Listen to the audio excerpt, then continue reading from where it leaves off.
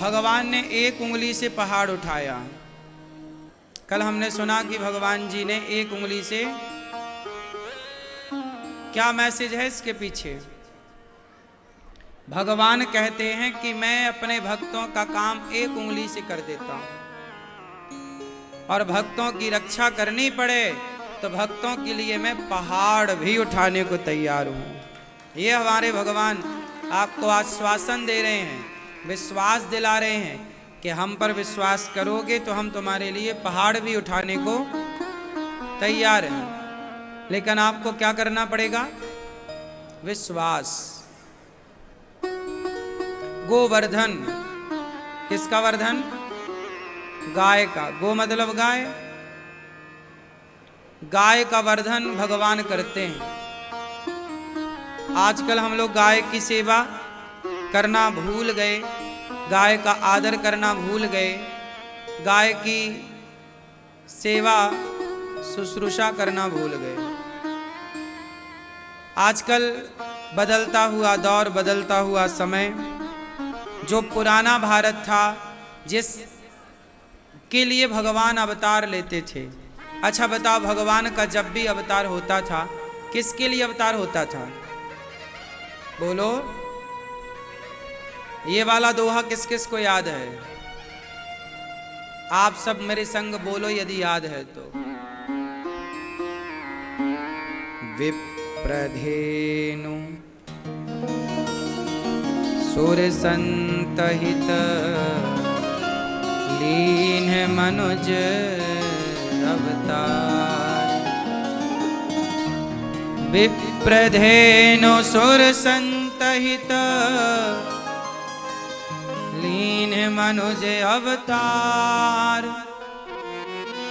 भगवान का अवतार क्यों होता है? विप्र, धेनु, धेनु मतलब गाय, सुर मतलब देवता, संत हित, भक्तों के हित के लिए, गाय के हित के लिए, संतों के हित के लिए, राष्ट्र के हित के लिए भगवान अवतार लेते हैं। जब जब हो यह धर्म की हानि, बाढ़हि असुर अधम अभिमानी, तब तब धरि प्रभु विविध शरीरा, परित्राणाय साधूनां विनाशाय च दुष्कृतां, धर्म संस्थापनार्थाय संभवामि युगे युगे। भगवान का अवतार क्यों होता है? जब गाय पर अत्याचार बढ़ता है। विप्रधेनु, दूसरे नंबर पे गाय, गाय को रखा है। गाय पर जब अत्याचार होता है तब भगवान रोते हैं। कष्ट होता है भगवान को कि मेरी गाय परेशान है। भगवान गैया चराते हैं, नाम पड़ा गोपाल। गोवर्धन क्यों उठाए? किस गोवर्धन के तलहटी पर हमारी गैया घास खाती है। जहां गाय को पेट भर भोजन मिल जाए वो जगह सुरक्षित होनी चाहिए। भगवान ने उस जगह को अपने हाथ में लिया जिस जगह पर गौ माता चरती है, विचरण करती है। और आजकल गौचर भूमि, आपको पता है गांव गांव में सरकारी रिकॉर्ड में गौचर भूमि होती है। आप जानते हैं इन बातों को? सरकार के खसरा में, सरकार के कागज में गौचर भूमि मेंशन होती है। क्या भूमि? हर गांव में ये भूमि होती है। आजकल लोग क्या करते हैं? कब्जा कर लेते हैं। तो जितनी गाय की भूमि थी लोगों ने कब्जा कर लिया। आज के 50 साल पहले तक आपने देखा होगा, मैंने तो अभी तक देखा है 20 साल पहले तक, 10 साल पहले तक हमारे गांव में भी पहले गायों के लिए बहुत जगह हुआ करती थी। ऊंची जगह है तो गाय की गौचर हो गई, नदी के किनारे का जो टिप्पा था वो गाय का। एक सैर होती थी पगडंडी। गांव में ना एक गांव से दूसरे गांव तक जाने के लिए एक रास्ता हुआ करता था। उस रास्ते के बहुत दूर तक चारों तरफ भूमि होती थी, वो सरकारी भूमि होती थी। तो अब किसानों ने क्या किया, जो सैर होती थी वो ना बगल के किसानों ने खोद खोद के पूरी जगह खत्म कर दी और गौचर भूमि पे कब्जा कर लिया। इसलिए तो अब गाय सड़कों में बैठने लग गई। जब गाय की बैठने की जगह ही आप छीन लोगे तो गाय तो सड़क पर बैठेगी। ट्रक वाला आता है, गाय पे धक्का मारता, हाथ पांव टूट जाते हैं, तड़प के मर जाती है। या कोई कसाई आता है, भर के ले जाता है, बूचड़ खानों में काट देता है। पहले घर घर, पहले हर गांव में सरकारी रिकॉर्ड में गौचर भूमि थी। शास्त्र कहते हैं कि गौचर भूमि पे कब्जा करने वाले की पीढ़ी, सारी पीढ़ी नरकगामी हो जाती है कि पापी तूने गाय की भूमि पे कब्जा कर लिया। जो गाय की गौचर भूमि पर कब्जा करता है उसकी तमाम पीढ़ियां नरकगामी हो जाती हैं। इसलिए कभी गाय की भूमि पर कब्जा ना करना। गाय की भूमि होती है, पता है ना आपको, सरकारी रिकॉर्ड में गौचर भूमि के नाम से मेंशन है, हर जगह होती है। आप कितने लोग इस बात को जानते हैं कि गांव में गौचर भूमि हुआ करती थी, हुआ करती है? कितने लोग जानते हैं? है ना? पहले हर गांव में गौचर भूमि होती थी, अब सब कब्जा हो गई।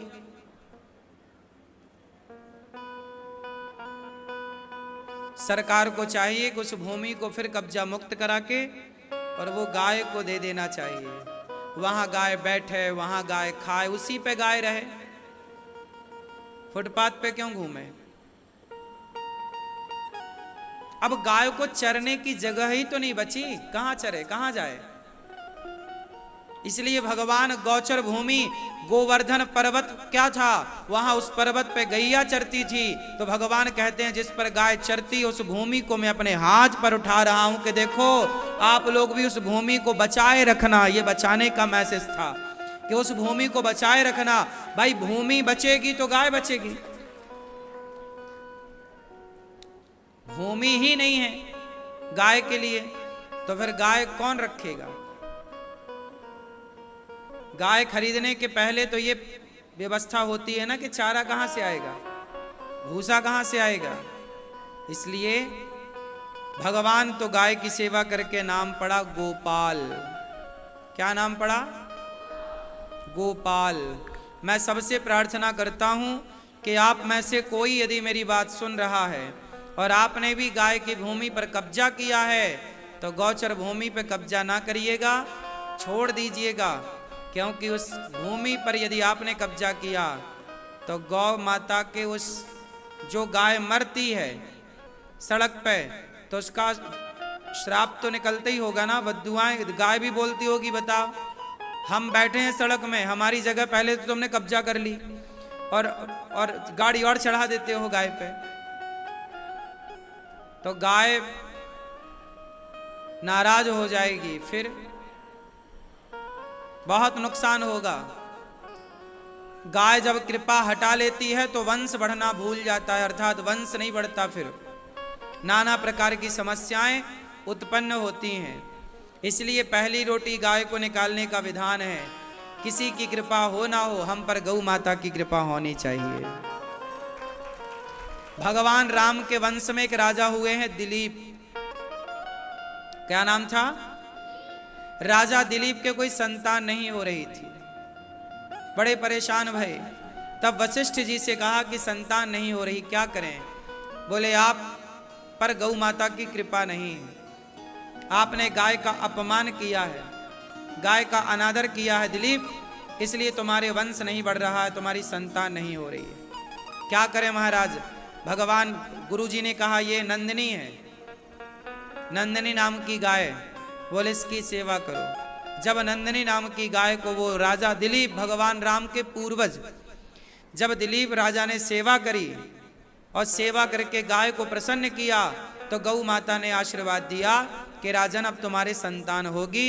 और राजा दिलीप के यहाँ गौ माता की कृपा से राजा रघु नाम के बेटा प्रकट हुए, उनके यहाँ बेटा हुआ रघु, जिनके नाम से रघुवंश पड़ा। राजा दिलीप के बेटा कौन हुए? रघु। रघु के नाम से रघुवंश पड़ा। रघुकुल रीति सदा चली आई, प्राण जाए पर।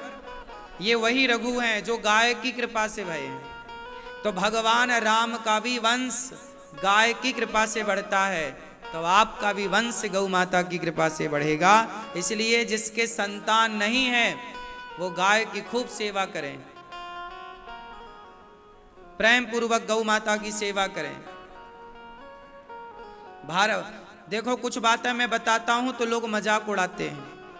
भागवत जी में लिखा है कि भरत जी 14 साल तक क्या खाए। अब लोग गाय के बारे में जानते नहीं तो मजाक उड़ाते हैं, गाय की महिमा समझते नहीं तो मजाक उड़ाते हैं। 14 साल तक भरत जी क्या खाए। भागवत जी में लिखा है, नवम स्कंध में भागवत जी में लिखा है कि भरत जी 14 साल तक गौ माता के गौमूत्र में जौ को पकाकर जौ का दलिया खाया। गौमूत्र में पकाते थे दलिया और वो भोग लगा करके खाते थे। भरत जी के बारे में लिखा है ऐसा। अब ये बात हम बोलें तो आज के बुद्धिजीवी जो कुत्ता से मुंह चटवाते हैं वो हमारा मजाक उड़ाने लग जाते हैं।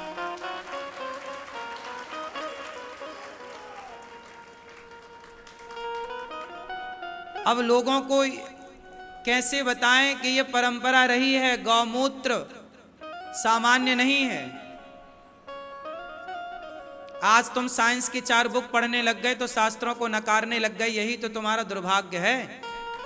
दुनिया ने शास्त्रों को समझा और सीखा तो आज दुनिया टेक्नोलॉजी में तुमसे आगे निकल गई, क्योंकि उन्होंने वेदों का पुराणों का सम्मान किया है, भारतीय बातों का सम्मान किया। तुम भारत के होकर भारत की बातों को स्वीकार नहीं करते, ये तुम्हारा दुर्भाग्य है। अब देखिए ना, अच्छे बच्चे कहां से आए हैं, कौन से स्कूल से आए बेटा? यहां सारे बच्चे यहां ऊपर।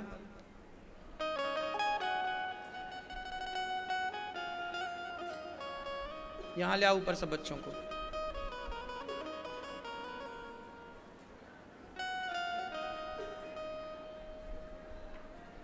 तो आज इन बातों को सुनने वाले भी कम हैं और समझने वाले भी कम हैं। अब दुनिया में देखिए कि बिल्ली की पॉटी की कॉफी पी रहे हैं लोग। आपको पता है बिल्ली को एक कॉफी का फल खवाया जाता है और फिर जब उसका पॉटी से निकलती है तो उसको पीस करके लोग उसकी कॉफी पीते हैं बड़े चाव से। बिल्ली का गू खाने में शर्म नहीं आएगी इन्हें, पर गौमूत्र पीने में, पंचगव्य पीने में इन्हें नाक से कोड़ते हैं और शर्म आती।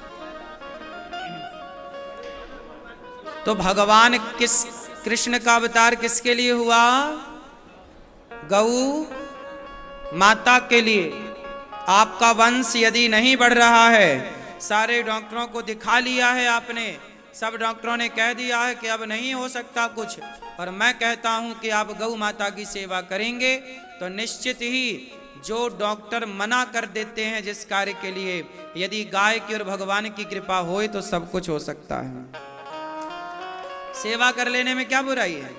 राजा दिलीप का वंश बढ़ा तो आपका भी बढ़ जाएगा। शास्त्रों में यह भी एक परंपरा रही है कि गाय को जौ खवाया जाए और गाय को गेहूं खवाया जाए, और उस को जब वो गोबर से बाहर आए तो उसको धो के साफ करके कई बार, और उसे गेहूं को पीस करके, जौ को पीस करके और भगवान को भोग लगा के उसकी रोटियां खाने से निश्चित ही। अब जैसे बिल्ली की पॉटी में लोग कहते हैं कि बिल्ली को जो पॉटी वो खवाई जाती है ना कॉफ़ी, तो उसके पेट में वो एक प्रोसेस हो जाता है कि वो कॉफ़ी थोड़ा सॉफ्ट हो जाती है, बड़ी हार्ड होती है, थोड़ा सॉफ्ट हो जाती है। यदि बिल्ली के पेट में कॉफ़ी का प्रोसेस हो सकता है तो हम गाय को यदि जौ और गेहूं खवाएं तो गाय के पेट में भी तो एक प्रोसेस हो सकता है, और उस प्रोसेस से वो गाय के द्वारा निकला गया जौ और गेहूं, अन्य गेहूं और अन्य जौ की अपेक्षा वो शक्तिशाली है। गाय की कृपा है, गाय का उसमें गुण मिल गया तो उसमें क्या बुराई है? मैंने एक संत जी के पास जाकर देखा, वो संत जी हमेशा ऐसा ही रोटी वो खाते हैं। गाय को जौ खिलाते हैं, जौ गोबर से निकलता उसे धुल करके उसकी रोटी बनाते हैं, पीस करके भोग लगा के खाते। मैंने भी वो रोटियां खाई हैं। खाने में स्वाद तो आप लोग शायद स्वाद के बसीभूत हैं तो शायद खाएं ना खाएं, लेकिन यदि स्वाद को भूला जाए तो इतनी भी बुरी नहीं लगती। और वो रोटी वो खाते हैं जब भरत जी गौमूत्र में पका हुआ दलिया खा सकते हैं, पदार्थ खा सकते हैं, तो हम क्यों नहीं खा सकते। पर अब विडंबना देखिए कि लोगों को कुत्ते से मुंह चटवाने में शर्म बिल्कुल नहीं आ रही है, लेकिन गाय का गोबर उठाने में, पंचगव्य पीने में, गाय की सेवा करने में लोगों को शर्म आ रही है। बड़ी विडंबना है। जबकि सदियों से गाय के गोबर से आपका आंगन लीपा जाता था। गाय का गोबर ही, दीपावली में अभी गोवर्धन पूजा होगी तो गोवर्धन भगवान सबके द्वार पर गौ माता के गोबर के ही बनाए जाते हैं, नहीं बनाए जाते।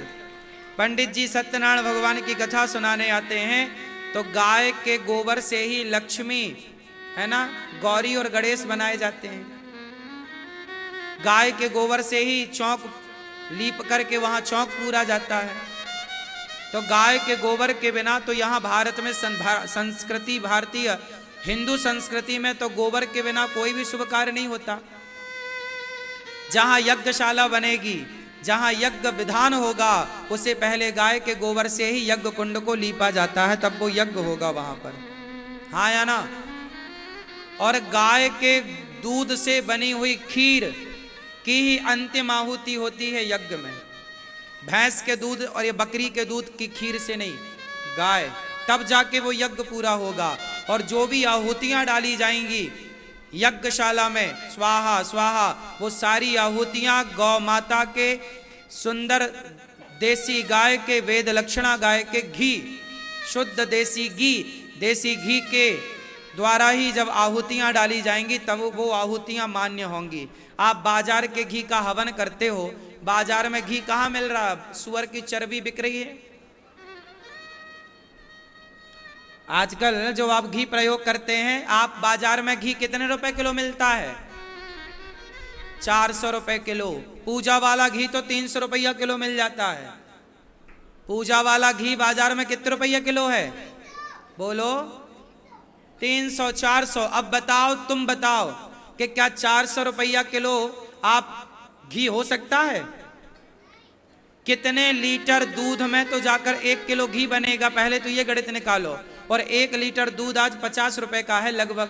क्या रेट है भाई? 1 लीटर दूध क्या भाव चल रहा है?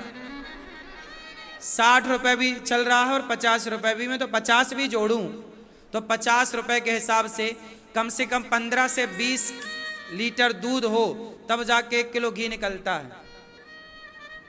उस हिसाब से देख लो तो भी ओरिजिनल घी 400 रुपए में आ ही नहीं सकता। उसकी कॉस्ट निकलेगी नहीं, उसकी लागत नहीं निकलेगी। तो बाजार में जो 400 रुपया किलो घी बिक रहा है पूजा के नाम पर, वो क्या है? वो जानवरों की चर्बी है। सुअर को उसके टुकड़े करके डाल दिए जाते हैं तो उसका पूरा तेल निकल आता है। वो तेल बिक रहा सीधा। अभी वो लड्डुओं में मिलावट हुई, आपने सुना होगा तिरुपति बालाजी में। क्या मिला था? वही नकली घी मिला था। वो नकली घी सुअर से बनता है। नकली घी कहां से बनता है? असली घी तो गाय के दूध, दही और मक्खन से बनता है। नकली घी कहां से बनता है? सुअर की चर्बी। एक सुअर यदि 50 किलो का हुआ, 100 किलो, एक सुअर कितने किलो का होता होगा भाई? 50-100 किलो का होता होगा। तो एक सुअर से आप समझो कि यदि 50 किलो का हुआ तो 25 किलो उसकी निकाल दो मटेरियल, हड्डी वड्डी, फिर भी 25 किलो घी तैयार हो गया। तो एक सुअर में 25 किलो घी तैयार हो रहा। 25 किलो घी अब देख लो कितने का है। और भी तैयार होता होगा, मैं तो एक लमसम अंदाजा बता रहा हूं। और बाजार में आप लोग धड़ल्ले से ले आते हो। आप बाजार में देखते हो पूजा की सुपारी अलग मिलती है, पूजा का घी अलग मिलता है, पूजा की शहद अलग मिलती है। क्या है ये? और तुम उसी से पूजा करते हो। भगवान की आराधना सुअर की चर्बी से करते हो। हे भगवान, तुम तो खुद सुअर खा रहे हो, भगवान को भी खवा रहे हो, तो तुम्हारा तो नाश ही होगा इस तरह। इसलिए आज किसी की पूजा अनुष्ठान सिद्ध नहीं होता। अब सोचो कि बड़े बड़े यज्ञ हो रहे हैं और उस यज्ञ में बाजार का घी प्रयोग हो रहा है, तो वो यज्ञ में सुअर ही तो चढ़ाया जा रहा है। इसलिए बाजार के घी का बिल्कुल प्रयोग बंद कर दो। घर पे ही बनाओ। गैया घर में रखो और गाय का शुद्ध दूध घी प्रयोग करो और बच्चों को स्वस्थ रखो। पहले के लोग बड़े समझदार थे कि गैया पालते थे कि दूध घी मस्त मिलेगा।